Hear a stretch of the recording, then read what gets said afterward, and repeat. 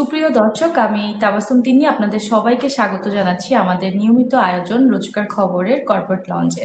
বরাবরের মতো আমাদের সাথে একজন অতিথি থাকেন যিনি কর্পোরেট সেক্টরের বিভিন্ন দিকগুলো নিয়ে আমাদের সাথে আলোচনা করেন। আজকে আমাদের সাথে অতিথি হয়ে আছেন রাজীব আহসান ভাইয়া। উনি কর্মরত আছেন এসিআই স্বপ্নতে সিনিয়র ম্যানেজার হিসেবে। তো আমরা সরাসরি ভাইয়ার কাছে চলে যাব। ভাইয়া কেমন আছেন? আসসালামু আলাইকুম, থ্যাংক ইউ আপু আপনার এই শোতে ইনভাইট করার জন্য। আছি আলহামদুলিল্লাহ ভালো। আপনি ভালো আছেন? আলহামদুলিল্লাহ, আমিও ভালো আছি। আপনাকে পেয়ে আরো ভালো লাগছে। ভাইয়া, থ্যাংক ইউ। আমরা আপনার জি। সংক্ষিপ্ত একটা পরিচয় দিয়ে শুরু করতে চাচ্ছি। আপনার একটা সংক্ষিপ্ত পরিচয় যদি আমাদেরকে দিতেন। আহ, আমি রাজীব আহসান। শুরুতেই তো জানলেন আমি এসিএ লজিস্টিক্সেই কর্মরত আছি। অ্যাকচুয়ালি আমি আমার গ্রাজুয়েশনের পরে এখানে জয়েন করি। আমি অলমোস্ট 14 ইয়ার্স ধরে আর কি এসিএ লজিস্টিক্স স্বপ্নেতে কর্মরত আছি। এখানে এক্সিকিউটিভ হিসেবে জয়েন করেছিলাম। দেন গ্র্যাজুয়ালি আর কি যেটা হয় একটা প্রাইভেট অর্গানাইজেশনে পদোন্নতি পেয়ে রাইট নাও আমি as a senior manager supply chain planning ডিপার্টমেন্টে কর্মরত আছি এসিএ লজিস্টিক্স এর। এটা হচ্ছে আমার জবের যেই ডিসক্রিপশনটা। আর আমি আসলে গ্রাজুয়েশন কমপ্লিট করেছি ন্যাশনাল ইউনিভার্সিটি থেকে। দেন আমি পিজিডিএসসিএম করেছি বিআইএম থেকে, এবং আমি জাহাঙ্গীরনগরের ডাব্লিউএমবিএ এটা কমপ্লিট করেছি আর কি। এটা হচ্ছে আমার এডুকেশনাল ব্যাকগ্রাউন্ডের সংক্ষিপ্ত সামারি। অ্যান্ড আমার ক্যারিয়ার মানে ফ্যামিলি লাইফে হচ্ছে কি আমি আমার ওয়াইফ এবং আমার মা এবং আমার বোনকে নিয়ে আছে। আমার বাবা এক্সপায়ার করেছেন। এই this is all about me. আর রাইট নাও আর কি এসি এর সাথেই আছি আর কি 14 ইয়ার্স। আলহামদুলিল্লাহ। ভাইয়া, আপনি তো বললেন যে আপনার স্টুডেন্টের লাইফের পরেই হচ্ছে আপনার কর্পোরেট লাইফটা শুরু হয়েছে, তাও স্বপ্নতে। সো আপনার এই জার্নিটা কেমন ছিল যখন জয়েন করেছিলেন? নিশ্চয়ই এত ইজি ছিল না সবকিছু। নিশ্চয়ই অনেক কিছু অবস্টাকল আসছে। তো ওইগুলো আপনি কিভাবে মানে ওভারকাম করেছেন? ওকে, ফাইন। আপনি একটা ভালো কোশ্চেন করেছেন। আমাদের দেশের প্রাইভেট অর্গানাইজেশনটা অতটা ইজিয়ার না। সো এই ক্ষেত্রে যদি বলেন, আমার ক্ষেত্রে যেটা ঘটেছে, আমি আমার স্টুডেন্ট লাইফের ফ্রম দ্য ভেরি বিগিনিং আমি হচ্ছে গিয়ে আপনার বিভিন্ন অর্গানাইজেশন, বিশেষ করে অ্যাডভার্টাইজিং এজেন্সির সাথে সরি, ঠান্ডার কারণে একটু বোধহয় ইন্টারাপশন হচ্ছে আমার কথায়। আমি স্টুডেন্ট লাইফ থেকে হচ্ছে বিভিন্ন অ্যাডভার্টাইজিং এজেন্সির সাথে ইনভলভ ছিলাম। মানে স্টুডেন্ট লাইফ থেকেই জব করতাম, পার্ট টাইম বা ফুল টাইম বলেন যেভাবে হোক, এজেন্সি গুলোর সাথে কাজ করতে করতে। দেন হচ্ছে গিয়ে যখন আমি গ্রাজুয়েশনে একদম লাস্ট মোমেন্টে চলে আসি, তখন হচ্ছে আমি জয়েন করি এসিএ লজিস্টিক্সে। এবং এসিএ লজিস্টিক্সে আছি অ্যাকচুয়ালি আমার পুরো ক্যারিয়ারটাই এসিএ লজিস্টিক্স কে ঘিরে। তো আসলে যেটা হয় যে কর্পোরেটে অনেক আপস এন্ড ডাউন থাকে, অনেক ধরনের অবস্ট্রাগল থাকে, কোম্পানি লেভেলে থাকে। দেন হচ্ছে গিয়ে রিলেভেন্ট ডিপার্টমেন্টের সাথে বিভিন্ন ধরনের ক্ল্যাশ থাকে। মানে এটা হচ্ছে অ্যাকচুয়ালি এই জিনিসগুলো ঘটে, প্রত্যেকটা অর্গানাইজেশনেই ঘটে থাকে। বাট এটার ভিতরেই আর কি নিজেকে আহ এটার সাথে কোপ আপ করে চলতে হয় অ্যাকচুয়ালি। এই সিচুয়েশন গুলো হ্যান্ডেল করা, বিভিন্ন ধরনের ups and down, company লেভেলেরও ups and downs থাকে আর কি। সবকিছু আর কি নিজের ওন ওয়েতে যায় না অ্যাকচুয়ালি। সো ওই জিনিসগুলো অ্যাকচুয়ালি মানে একটু নিজের পেশেন্স নিয়ে, প্লাস হচ্ছে গিয়ে অনেক ক্ষেত্রে একটু নিজে হেরে গিয়েও আর কি অন্য কাউকে জিতিয়ে দেওয়া আর কি, যেটাকে বলে, এইভাবে করে হলেও আর কি আমাদেরকে এগিয়ে যেতে হয় আর কি কর্পোরেট লাইফে। এটাই আর কি। একদম।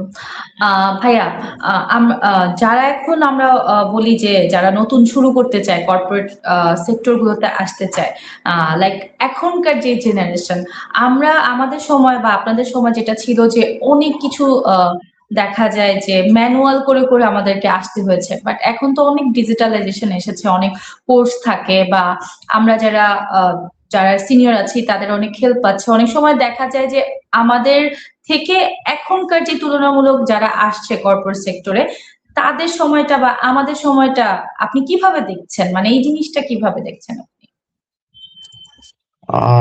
ডেফিনেটলি এটা একটা ভালো কোয়েশ্চেন। অ্যাকচুয়ালি এখন তো এআই এর যুগ চলছে, আমরা সবকিছুতেই প্রযুক্তি নির্ভর। এবং আমি যেটা দেখছি আমার অর্গানাইজেশন এবং আদার্স অর্গানাইজেশন গুলোতে, এই বর্তমান যে জেনারেশন যারা কাজ করছে, তারা বেশ ভালো। মানে তারা তাদের এই নলেজ গুলো মানে আপনার এআই বলেন বা আপনার এক্সেল বলেন, পাওয়ার পয়েন্ট বলেন, প্রেজেন্টেশন বলেন, এই নলেজ গুলো ভালো, বাট তাদের মধ্যে একটা যেটা জিনিসটা আছে যে তাদের মধ্যে একটা অস্থিরতা কাজ করে, যেটা আমাদের মধ্যে ছিল না, যে হুট করে আমি একটা পজিশনে চলে যাব বা আমি একটা প্লেসে চলে যাব। এই জিনিসটা আসলে আমাদের মধ্যে যেমন ছিল, আমরা ধীরে ধীরে, যেমন আমি এক্সিকিউটিভ হিসেবে জয়েন করে কিন্তু আজকে 14 বছর পরে আমি রিসেন্টলি প্রমোটেড, মানে সিনিয়র ম্যানেজার হয়েছে, এক্সিকিউটিভ, দেন সিনিয়র এক্সিকিউটিভ, দেন অ্যাসিস্ট্যান্ট ম্যানেজার, দেন এখন সিনিয়র ম্যানেজার। বাট এদের মধ্যে একটা জিনিস যেটা আমি খেয়াল করি, যে তারা খুবই একটু আনস্টেবল, মানে তারা হুট করেই একটা পজিশন পেতে চায়। বাট জিনিসটা হচ্ছে কি, একদম নিচ দিয়ে শিখে আসলে হয় কি, যে পরবর্তীতে তার কাজের জন্য এই জিনিসগুলো হেল্প করবে, but they are technologically very sound rather than us. আমরা যারা ছিলাম, আমাদের ট্রু। টেকনোলজিক্যাল নলেজটা অনেক কম। আমরা এখন একটু সময়ের সাথে সাথে নিজেদেরকে অ্যাডভান্স করার জন্য এই টেকনোলজিক্যাল নলেজ গুলো গ্র্যাপ আপ করার চেষ্টা করতেছে, আমাদের ভিতরে নিয়ে আসার চেষ্টা করতেছে, সো দ্যাট আমরাও যাতে তাদের সাথে রানে টিকে থাকতে পারি। বাট মানে the generation comes right now in corporate, they are quite knowledgeable, but তাদের মধ্যে এই অস্থিরতাটা এই জিনিসটা না থাকলে আই হোপ মানে তারা আরো ভালো করবে ফিউচারে। তারা যাতে একটু ট্রু। সময় দিতে চায়, মানে একটা অর্গানাইজেশন একটু স্টেবল হতে চায়, কারণ একটা অর্গানাইজেশন বা বাংলাদেশের যতগুলো ভালো অর্গানাইজেশন যেগুলোকে আমরা চিনি বা জানি, প্রত্যেকটা জায়গায় আসলে কি উচিত একটু সময় দেওয়া, একটু সময় নিয়ে থাকা, অর্গানাইজেশনটাকে জানা, দেন অর্গানাইজেশন তার কাছ থেকে কি ডেলিভারি চাচ্ছে সেটাও তাদের ডেলিভার করতে সুবিধা হবে, যদি তার একটা ধৈর্য নিয়ে, মানে পেশেন্স নিয়ে থাকতে পারে আর কি। একদম। ভাইয়া, এখন করবো যে মানে আমরা যখন কর্পোরেট সেক্টরে আমাদের যাত্রাটা শুরু করি, সবার ক্ষেত্রে এটা যে টিম ওয়ার্কটা কিন্তু অনেক বড় একটা জিনিস। তো সেই ক্ষেত্রে যে আমাদের যারা সিনিয়র, বা আপনিও বলেন যে এক্সিকিউটিভ থেকে আপনি আপনার লাইফ শুরু করেছেন, তো আমার ক্ষেত্রেও সেমই হয়েছিল। তো এখানে টিম বন্ডিং বা আপনার সিনিয়র যে থাকে তার সাপোর্টটা কিন্তু অনেক বড় একটা জিনিস। তো আপনি টিম ওয়ার্ক, মানে একা কাজ করে যেটা আহ, বেশি আউটপুট না পাওয়া যায়, টিম ওয়ার্ক করলে কিন্তু তার চেয়ে দ্বিগুণ বেশি আউটপুট পাওয়া যায়। তো আপনার এই টিম ওয়ার্কটা কিভাবে কাজ করেছে আপনার এই কর্পোরেট সেক্টরে? It's another good question. Actually team work ছাড়া কোনো একটা ডিপার্টমেন্ট আপনি দেখতে পারবেন না যে এমন কোনো ডিপার্টমেন্ট আছে যেখানে টিম ওয়ার্ক কাজ করবে না। টিম ওয়ার্ক মাস্ট আপনার লাগবে, আপনি একা একটা অর্গানাইজেশনকে টেনে নিয়ে যেতে পারবেন না কখনোই, আপনার টিম ওয়ার্ক মাস্ট। সেক্ষেত্রে টিম ওয়ার্কের ক্ষেত্রে আমার মনে হয় সিনিয়রদেরকেই একটু এগিয়ে আসতে হবে তার জুনিয়রদের কাছ থেকে কাজটা বের করে নিয়ে আসার জন্য।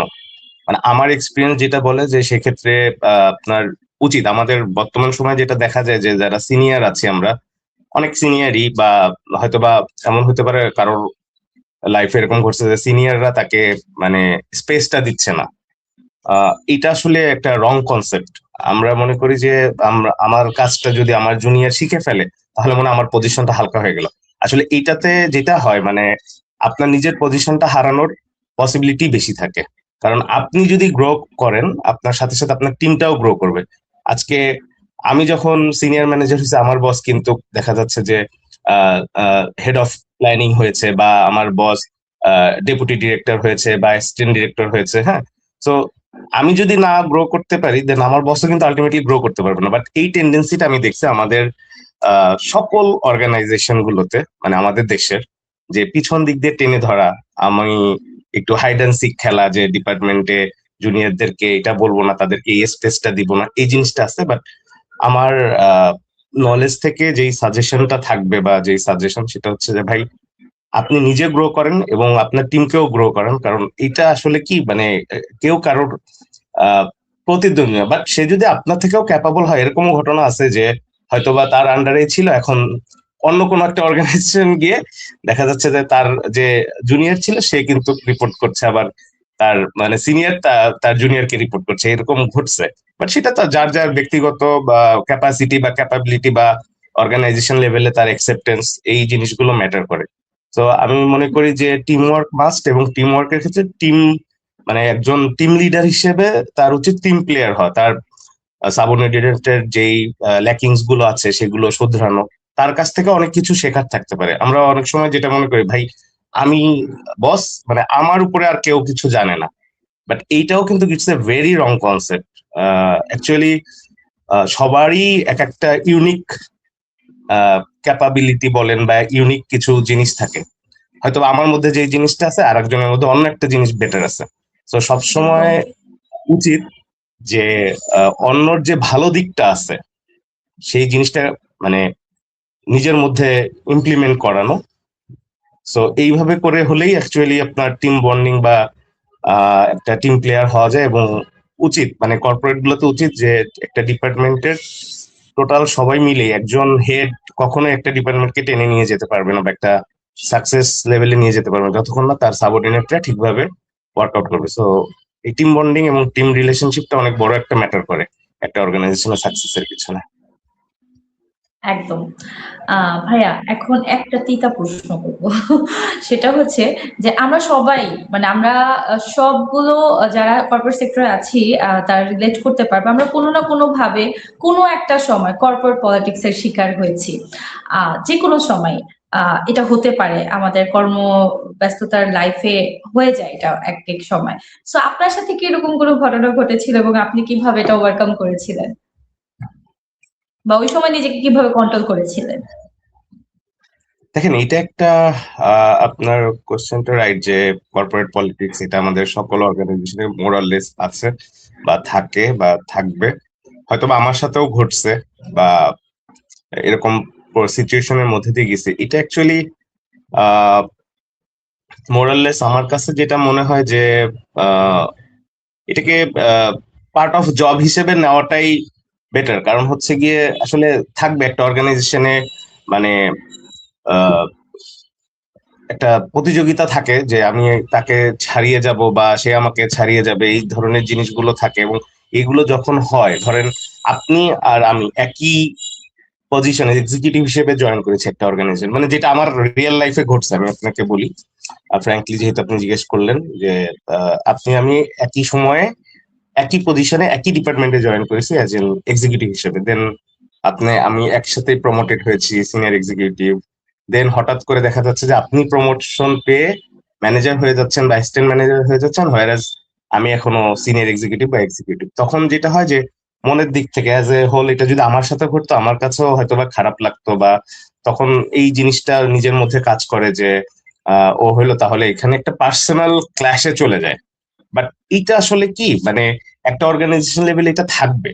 এই জিনিসটা আপনি আমি চাইলেও মানে যে এই যে পলিটিক্স বলেন বা একটা পজিশনের রেস বলেন এই জিনিসটা থাকবে। এটাকে আসলে এটাকে খুব মেজর কিছু না ধরে it's a part of job ধরে, মানে আমি সলিউশনের কথা বলছি অ্যাকচুয়ালি, যে এটা পার্ট অফ জব হিসেবে ধরে নিজের স্কিলকে আরো ডেভেলপ করে দেন বসের কে বোঝানো যে আসলে আমিও এটার যোগ্য, হয়তোবা একটু আগে আর পরে।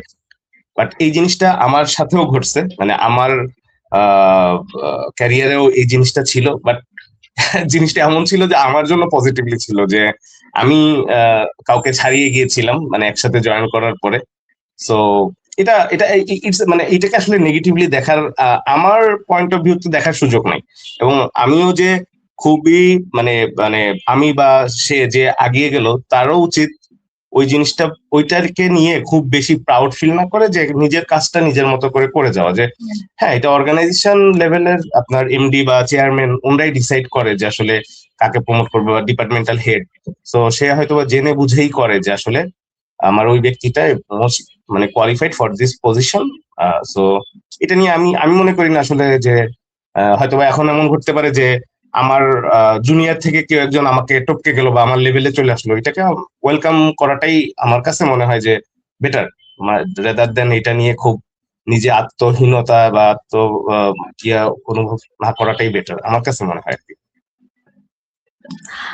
ভাইয়া এসিআই মানে এটা আপনি যখন শুরু করেছিলেন নিশ্চয়ই আমরা আসলে মডার্ন ডেট বলতে বা আমাদের আস্থার জায়গা কিন্তু এখন স্বপ্ন অ্যাজ এ কনজিউমার Right. হিসেবে যদি আমি বলি সো এখন আপনি এক্সিকিউটিভ থেকে শুরু করেছিলেন তখনকার সময়, এখন আপনি দেখা যায় যে তখনকার সময় হয়তোবা স্বপ্নকে চিনতে আরেকটু বেশি সময় লাগতো আমাদের, কারণ আরো আদার্স অনেকগুলো মডার্ন ট্রেড ছিল।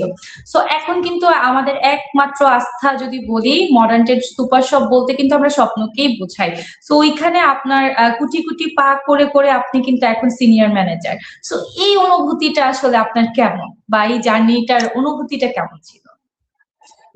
হ্যাঁ, এটা হচ্ছে গিয়ে মানে আমি যখন এসিআই তে জয়েন করি 2012 এর 2nd এপ্রিল আমি এক্সিকিউটিভ হিসেবে জয়েন করি। আমার রাজীব ভাই ছিলেন, উনি এইচআর ম্যানেজার ছিলেন তখন, ওনার নামও রাজীব ছিল। ওনার হাত থেকে আমার অ্যাপয়েন্টমেন্ট হওয়া, আর আমার তখন বস ছিলেন মুস্তফা মাহবুব হাসান, সাপ্লাই চেইন প্ল্যানিং এর হেড ছিলেন উনি। তখন আমরা 32টা আউটলেট তখন স্বপ্নের, ওই অবস্থায় আমি জয়েন করেছি। Right now Swapno is running currently 791 outlets and there is 8 division. 8টা ডিভিশনেই আমাদের অপারেশন আছে। 64 ডিস্ট্রিক্টসে আমরা অপারেট করছি আমাদের আউটলেটস গুলো। এর ভিতরে আমরা ওন স্টোর, যেটা আমরা বলি যে স্বপ্ন own store যেটা 885 outlets right now, and the franchisee store it's also স্বপ্ন our franchisee এটা হচ্ছে 706 outlets right now আর কি, total 791। Say huge journey. But এখানে আমার একটা ইন্টারেস্টিং বিষয় কি, আগে আমি ধরেন 70-80টা আউটলেটও যখন ছিল তখন আমার প্রতিটা স্টোরে, ইভেন সিলেট চিটাগং আমার ফুট স্টেপ ছিল যে আমি গিয়েছি স্বপ্ন ভিজিট করতে। আমি জানতে পেরেছি, আমার ভিজুয়ালাইজেশনে ছিল যে এই স্টোরটা এরকম, এই স্টোরটা দোতলা, এই স্টোরটা একটা পোর্শন আন্ডারগ্রাউন্ডে আছে, বা এটার স্পেস কতটুকু। বাট রাইট নাও অ্যাকচুয়ালি আমার পক্ষে টাফ হয়ে গেছে যে আমি হয়তো আমার বাসার আশেপাশে অনেক স্টোর হয়ে গেছে, যেটা আমি আসলে হয়তো আমি গিয়ে আমার ফুট স্টেপ নাই ওখানে অ্যাকচুয়ালি। সো এটা একটা বড় জিনিস যে আমাদের আমরা গ্রো করছি অ্যাকচুয়ালি, বাংলাদেশের ইকোনমিও গ্রো করছে। এবং আই উইশ যে স্বপ্নের মতো এরকম আরো কিছু বড় জায়ান্ট বাংলাদেশের মার্কেটে আসুক, সো দ্যাট মানে কম্পিটিশনটা যাতে হয় সমানে সমানে। এবং স্বপ্ন অ্যাকচুয়ালি বাংলাদেশের মোস্ট অফ দা কনজিউমার, মানে আমাদের স্লোগানটা তো আপনারা সবাই জানেন যে কষ্টের টাকায় শ্রেষ্ঠ বাজার। সো আমাদের এমডি স্যার সাব্বির হাসান আসি স্যার নিজের মতো করে এই জিনিসটা, এই অপারেশনটা টোটাল, এই ম্যাসিভ যে অপারেশন, আমাদের এই অপারেশনটা স্যার খুবই স্কিলফুলি হ্যান্ডেল করছেন। এবং আমরা কিন্তু প্রত্যেকটা কনজিউমারকে তাদের রিকোয়ারমেন্টস, তাদের যে কোনো ধরনের অভিযোগ সবকিছু আমরা আমাদের টোটাল টিমটা সবকিছু মানে ম্যানেজ করার চেষ্টা করে। এভরিথিং মানে কোথাও কোনো কনজিউমারের কোনো সমস্যা হলে আমাদের একটা অনলাইন প্ল্যাটফর্ম আছে আপনারা জানেন, যেখানে আপনার কোনো ধরনের অভিযোগ থাকলে শপিং নিয়ে বা যে কোনো অভিযোগ থাকলে সেটাকে কিন্তু আমরা সবসময় খুব বোল্ডলি দেখি আর কি। আমরা আমাদের যে কাস্টমার সাপোর্ট টিম আছে তারা সরাসরি কনজিউমারের সাথে কথা বলে। আমরা অ্যাকচুয়ালি চাই যে কনজিউমারকে বেস্ট শপিং এক্সপিরিয়েন্স দিতে। কষ্টের টাকায় শ্রেষ্ঠ বাজার যে কনসেপ্টটা, এই কনসেপ্ট থেকে আমরা একটা বেটার অফার বা প্রমোশন, যেগুলো আমাদের এখানে অ্যাকচুয়ালি ম্যাস পিপিলই কিন্তু স্বপ্নে ভিজিট করে। স্বপ্ন ফর অল আমাদের একটা স্লোগান আছে, স্বপ্ন ফর অল। এখানে টপ ক্লাস লোক থেকে শুরু করে mid class, lower middle class সবাই কিন্তু আসে স্বপ্নে। স্বপ্নে ফুটপ্রিন্টও আপনার অনেক হাই আলহামদুলিল্লাহ। প্রতিদিনই আমাদের প্রায় 10-15 লাখ কনজিউমার আমাদের স্টোর গুলো ভিজিট করে। So it's huge. এবং আই হোপ যে স্বপ্ন আরো গ্রো করবে। এমডি স্যারের স্বপ্ন আমরা 4-5 হাজার স্টোর খুলবো টোটাল ন্যাশন ওয়াইড। সো ইনশাল্লাহ আমরা ওই দিকেই ধীরে ধীরে আগাচ্ছি। হোপসো সবার সহযোগিতা থাকলে আমরা আরো গ্রো করবো ইনশাল্লাহ। ইনশাল্লাহ। ভাইয়া, আমি যতদূর জানি বা আমি যতদূর দেখেছি, যেহেতু স্বপ্নর সাথে আমারও অনেক দিনের একটা যাত্রা আছে যে আপনাদের সাথে অ্যাজ এ ভেন্ডর হিসেবে কাজ করার জন্য। তো আদার্স কর্পোরেট থেকে আপনাদের প্রেশারটা অনেক বেশি আমার আমার দেখা মতে। মানে আপনাদের এই সময়টাতে আরো বেশি, মানে এন্ডিং এর শেষের দিকে, মানে ইয়ারের শেষের দিকে যখন এন্ডিং হয়, আবার যখন শুরু হয় এটা সবারই কম বেশি প্রেশার থাকে, বাট আপনাদের প্রেশারটা অনেক বেশি। তো সেক্ষেত্রে হয় না, অনেক সময় দেখা যায় আপনারা যারা মিড ম্যানেজমেন্ট আছেন, দেখা যায় যে অনেক সময় বসের একটা প্যারা থাকে, অনেক সময় কনজিউমারদের একটা প্যারা থাকে, ভেন্ডরদের একটা প্যারা থাকে। সেই সময় মনে হয় যে একটা সময় হয়তোবা মনে হয় ধুত অনেক বেশি প্রেশার লাগছে। সো আমরা থাকে না যে একটা কথা থাকে যে মানে আমাদের ওয়াশরুমের আয়না আমাদের অনেক কিছু আত্মগল্প জানে কর্পোরেটে। তো আপনার কি কখনো এরকম হয় যে আমি অনেক বেশি প্রেশার ক্রিয়েট হচ্ছে, আমি এখন নিজের মতো যে আয়নাতে ফ্রেশ হয়ে এসে কথা বলে দেন আবার কাজ করা শুরু করব, এরকম কি কখনো হয়? হ্যাঁ আপু, আপনি জানেন যেহেতু আপনি আমাদের সাথেও ছিলেন, সো আমাদের আসলেই খুব রাশ সময় যায়। আমরা যখন আমাদের ওয়ার্কিং আওয়ার এবং ওয়ার্কিং আওয়ারের বাইরেও অনেক সময় সাপোর্ট দিতে হয়, যেহেতু আমাদের স্টোর গুলো খোলা থাকে শুধুমাত্র দুইটা ঈদের দিন হচ্ছে আমাদের স্টোর গুলো বন্ধ থাকে, সো দ্যাট আমাদের পার্শিয়ালি ওভার দ্য ফোন বলেন বা ওয়ার্ক ফ্রম হোম বলেন, যেটাই বলেন, সেখান থেকে এসে আমাদেরকে কন্টিনিউয়াসলি সাপোর্ট দিতে হয়। এবং অ্যাকচুয়ালি দেখা যাচ্ছে যে আমি হয়তোবা নতুন যারা, তাদের অনেকের ক্ষেত্রে এই জিনিসটা হয় যে আসলে কেন আমি এই পেইনটা নিব বা কেন এতটা স্ট্রেস। আমরা অ্যাকচুয়ালি 14 বছর ধরে জব করছি, স্বপ্নের সাথে আছি। তো স্বপ্নের এই কালচারটা বা এই যেটাকে পেইন বলছে, এটা আসলে এখন আর আমাদের কাছে পেইন মনে হয় না, কারণ মনে হয় যে ইটস নর্মাল। এটাই আসলে আমাদের যেহেতু আমাদের কনজুমার সেন্ট্রিক একটা বিজনেস, সো আমাদেরকে কনজুমারকে হ্যাপি করা, কনজুমার শুধুমাত্র যে আমরা যারা আসছে আমাদের এখানে সব করার জন্য তা না, যেমন আমাদের সাপ্লায়ার, ওনরাও আমাদের একজন ক্লায়েন্ট। আবার আমাদের ইন্টারনাল যারা আছেন, যেমন আমাদের আউটলেটস এর স্টাফ যারা আছেন, যারা অক্লান্ত পরিশ্রম করেন, যারা ডিরেক্ট কনজুমার ফেস করেন, তো তারাও কিন্তু আমাদের ক্লায়েন্ট। মানে তারাও আমাদের কাছ থেকে বিভিন্ন ধরনের সার্ভিস আশা করে। এবং আমরা অ্যাকচুয়ালি চেষ্টা করি এটাকে আসলে আমরা পেইন হিসেবে নেই না। আমরা যারা আহ আমরা অ্যাকচুয়ালি, যেমন আমি আপনাকে একটা জিনিস বলি, তাহলে আপনি বুঝতে পারবেন। যেমন সবাই বলেন আমাদের হেড অফিসে আমরা চাকরি করি, আমরা কিন্তু বলি আমরা সাপোর্ট অফিসে চাকরি করি। কারণ সাপোর্ট অফিস মানেই হচ্ছে আমি আসলে আমার সাপ্লায়ারকে সাপোর্ট দেওয়ার জন্য এখানে বসছি,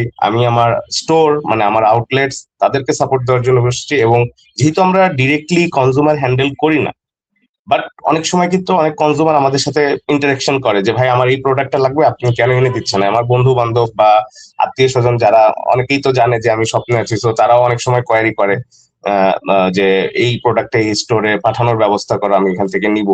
তো আমরা কিন্তু ওইটাকে এন্টারটেইন করার চেষ্টা করি। সেটা আমরা আসলে ঘড়ি ধরে আসলে এই কাজটা কখনোই করি না। আমরা যে কোনো সময় এই সার্ভিস বা সাপোর্ট যেটা স্টোর চায় আমাদের কাছে আমরা দেওয়ার চেষ্টা করি। আমরা আমাদের ইন্টারনাল গেস্ট যারা আছে, লাইক আমাদের আদার্স ডিপার্টমেন্ট, সাপ্লাই চেইন ছাড়া আরো 11 যে ডিপার্টমেন্ট আছে, তাদের কাছে অপারেশন থেকে রিকোয়ারমেন্ট আছে, আমরা তাদেরকে এন্টারটেইন করার চেষ্টা করি। এবং সাপ্লায়ার যারা আছে তারাও অনেক সময় যেটা বললেন যে আপনি ইয়ার এন্ডিং এর কথা, ইয়ার এন্ডিং এর সময় দেখা যাচ্ছে আমাদের সাথে বিভিন্ন ধরনের বিজনেস ইয়ে থাকে, মানে ভিজিবিলিটি এগ্রিমেন্ট বা জেপিপি এগ্রিমেন্ট, এই জিনিসগুলো মিট করা টাইম মতো। সো আমরা চেষ্টা করি আর কি সবাইকেই এন্টারটেইন করার জন্য। বাট মাঝে মাঝে যেটা হয়, আপনি যে বললেন যে হ্যাঁ আহ, ইয়ে যে আসে না, সেটা একদমই না। বাট তারপর আমরা ওইভাবেই জিনিসটাকে হ্যান্ডেল করার চেষ্টা করি যাতে সবাইকে হ্যাপি রাখতে পারি অ্যাকচুয়ালি। একদম ভাইয়া, এটা হচ্ছে আমাদের পার্ট অফ লাইফ, এরকম হবেই। দেন ওইটা থেকে আসলে এনার্জি নিয়ে আবার বুস্ট আপ করা আর কি। ভাইয়া, নতুনদের জন্য কি পরামর্শ থাকবে আপনার, যে যারা কর্পোরেট সেক্টরে ইন করছে বা করতে চাচ্ছে, তাদের জন্য আপনার পরামর্শ কি থাকবে? হ্যাঁ, আমি এই ডিসকাশনের শুরুতেই বলেছিলাম যে নতুন যারা আসছে, দে আর আলহামদুলিল্লাহ, মানে ওরা বেশ নলেজেবল। ওরা জানে বর্তমান প্রযুক্তিকে কিভাবে ইউজ করে, যেহেতু এখন এআই এর যুগ চলছে, সো এটার বেস্ট ইউজ কিভাবে করতে হয়, দে নোস ভেরি ওয়েল।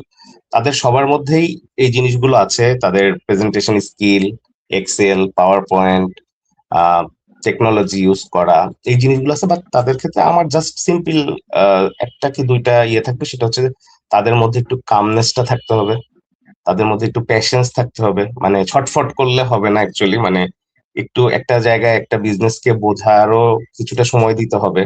সবকিছু কিন্তু এআই আপনাকে করে দিবে না, কিছু কিছু ম্যানুয়াল কাজ থাকবেই। এবং এটা মানে এমন না যে 100% এআই বেসড কিছু করা যাবে। তো মানে ওরা যেটা চায় যে, মানে বর্তমান যে জেনারেশনটা চায় যে সবকিছু অটোমেশন করা বা সবকিছু মানে খুব কুইকলি করে দিল। বাট এটার ব্যাক অফ দ্য মাইন্ডে কি আছে, ব্যাক অফ দ্য পয়েন্টে কি আছে, সেই জিনিসটা জাস্টিফাই করতে হবে। তো আমার জাস্ট অ্যাডভাইস বা সাজেশন ফর দ্য মানে ইয়াং জেনারেশন, যে যারাই আসুক, যে সেক্টরেই আসুক, তাদের একটু সময় দেওয়া, সিনিয়রের সাথে, মানে সিনিয়র যারা আছে, মানে যারা ওই ডিপার্টমেন্ট বিলং করে অনেকদিন ধরে আছে, তাদের সাথে নলেজ শেয়ার করে তাদের কাছ থেকে কিছু নেওয়া, এবং একটু সময় দেওয়া, একটু পেশেন্স এবং কামনেস, এই জিনিসটা। But they are good, they are very good, they are technologically very sound and everything is fine, but কামনেসটা একটা বড় ফ্যাক্টর, একটু ধৈর্য রাখা, পেশেন্স রাখা। ভাইয়া, আপনার ইন্টার লাইফে সবচেয়ে বেশি সাপোর্ট কার পেয়েছেন বা কে আপনার অনুপ্রেরণা যোগায়? অ্যাকচুয়ালি আমি যদি কর্পোরেট লাইফে বলি, কর্পোরেট লাইফে হচ্ছে গিয়ে আমার ইমিডিয়েট সুপারভাইজার যিনি, উনি আমাকে যথেষ্ট সাপোর্ট করেন। সাপোর্ট বলতে যে কোনো ধরনের আমি যখন আর কি অ্যাকচুয়ালি যে কোনো ধরনের বিপদে পড়ি, উনি আমার সামনে এগিয়ে এসে আমাকে সাপোর্ট করার চেষ্টা করেন। তো কর্পোরেট লাইফে আমি আমার বসের কাছ থেকে, আমার ইমিডিয়েট সুপারভাইজার যিনি, তার কাছ থেকে আমি বেস্ট সাপোর্টটা পেয়েছি। আর যদি পার্সোনাল লাইফে বলেন, আমার মা, আমার ওয়াইফ, মানে ওনারা অবশ্যই আমার, আমি যেই পরিমাণে দেখা যাচ্ছে যে, মানে আমাদের যেটা হয় যে বাসায় আসার পরে তখন তো আমার ল্যাপটপে বা ডেস্কটপে কোনো কাজ হয় না, তখন মোস্ট অফ দ্য টাইম যেটা হয় যে ফোনে এঙ্গেজ থাকতে হয়। সো দেখা যাচ্ছে ফ্যামিলি একটা ফাংশন, ফোন আসতেছে, রিসিভ করতেছি, সলিউশন দিচ্ছি, দেওয়ার চেষ্টা করতেছি। তো এই পেনটা আসলে ফ্যামিলি পিপলরা নিতে চায় না। তারা মনে করে, কেন তোমার অফিস আবার তো শেষ, তুমি কেন আবার এখন অফিসের কথা বলতেছো? বাট মানে মানে তারা এই সাপোর্টটা আমাকে দেয় বা দিচ্ছে স্টিল এই 14 বছর ধরে। সো তাদের কাছে আমি, আমার মা, আমার ওয়াইফ, তাদের কাছে আই এম মানে ভেরি মাচ, মানে তারা আসলে থ্যাঙ্কসলেস জব করতেছে ফর মি, অ্যাকচুয়ালি তারা আমাকে সাপোর্ট দিয়ে যাচ্ছে এই বিষয়গুলোতে। ভাইয়া, আমরা একদমই শেষ পর্যায়ে চলে এসেছি। আপনার সাথে কথা বলতে আমার খুবই ভালো লেগেছে। আমার মনে হয় যে আপনার সাথে গল্প করলে আমার 1-2 ঘন্টাও শেষ হবে না, মানে আমাদের যারা কর্পোরেট লাইফে আমরা যদি গল্প করতে থাকি। সো ভাইয়া, এই আমাদের কর্পোরেট লঞ্চে আসতে পেরে আপনার কেমন লেগেছে? এই প্রোগ্রামটা সম্পর্কে আর এখানে এসে কথা বলতে পেরে আপনার কেমন লেগেছে? আমি কিন্তু শুরুতেই আপনাকে বলেছিলাম যে, আপু থ্যাঙ্কস এই ধরনের একটা প্রোগ্রামে আমাকে ইনভাইট করার জন্য। Actually this is the first time আমি এই ধরনের কোন একটা প্রোগ্রাম বা লাইভ প্রোগ্রামে আমি এসেছি। তো thanks once again you and, মানে এটার ব্যাক অফ সাইডে যারা আছেন সবাইকে। অ্যাকচুয়ালি মানে এটা আমার, this is my first live session in this for in this regards. Actually মানে আমি এর আগে কখনোই এরকম কোনো হয়তোবা, হ্যাঁ, আমার ডিপার্টমেন্টে স্পিচ দিয়েছি বা আমার অর্গানাইজেশনে, সেটা ছিল আমাদের ইন্টারনাল আর কি। বাট লাইভেই ফার্স্ট আমার একটা ইন্টারাকশন হলো। তো থ্যাঙ্কস অনস এগেইন আপনাকেও, এবং এটা আমার একটা লাইফের নিউ এক্সপিরিয়েন্স। তো এই কারণে ভালো লাগছে আর কি। ভাইয়া, আপনাকে অনেক বেশি ধন্যবাদ আপনার মূল্যবান সময় থেকে আমাদেরকে সময় দেওয়ার জন্য। এটার জন্য আমাদের রোজকার খবরের কর্পোরেট লঞ্চ থেকে আপনাকে অনেক অনেক বেশি ধন্যবাদ। আপনার প্রতি আমরা অনেক কৃতজ্ঞতা প্রকাশ করছি। আর আমরা হয়তোবা আপনার সাথে আজকে এখানে শুরু করেছি, আমরা সামনে আরো প্রোগ্রামে আপনাকে পাবো ইনশাল্লাহ, আশা করি। তো সে পর্যন্ত ভালো থাকবেন আর আমাদের জন্য দোয়া করবেন। Thanks you and your team also for inviting me once again. Hope so ইনশাল্লাহ সামনে আবার দেখা হবে, কথা হবে। ধন্যবাদ আপনাকে এবং অডিয়েন্সের সবাইকে ধন্যবাদ। Thank you. আসসালামু আলাইকুম। আসসালাম। দর্শক, আমরা প্রতি সপ্তাহে এমন কিছু ব্যক্তিত্ব নিয়ে হাজির হয়ে যাব রোজকার খবরের কর্পোরেট লাউঞ্জে। সেই পর্যন্ত সবাই ভালো থাকুন, সুস্থ থাকুন এবং চোখ রাখুন রোজকার খবর কর্পোরেট লাউঞ্জে। আল্লাহ হাফেজ। আসসালামু আলাইকুম।